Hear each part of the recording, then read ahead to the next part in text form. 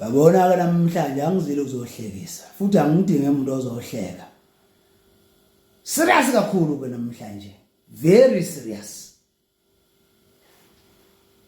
Ngqale nje la angiyona insize yenu mina. Angiyona insize yenu.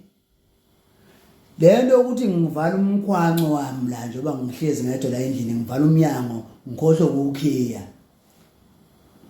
Ebese ngena ku-Google wefoni yami ngibhala ukuthi ngicela izithombe zomuntu wesifazane owenyanya impahla. Obalekelene nokubaqotho.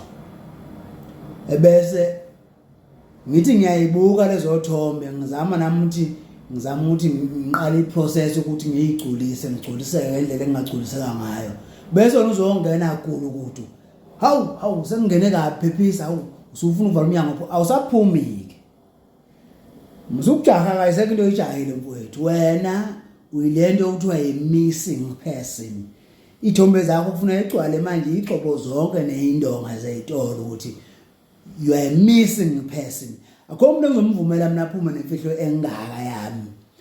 Ngumuntu ogcina nje mina osukhuluma naye njengamanje. Awusophinde ubone umuntu emhlabeni you are dead. Unethuna lakho elingashoni kakhulu emva kwendlu yami nje kusuka manje. Angeke nesigebengu uma senibamba inkunzi ifihlile wasibiza ngegama siyakubulala ngoba usuzozichaya kubantu ukuthi isona lesenza lokho kubi. Khona ukuthi iprivacy awuyazi meaning yalokho. Ungena kanjani kudlu emnyango ngizama ukugculiseka wena usuzongena ngeke missing person.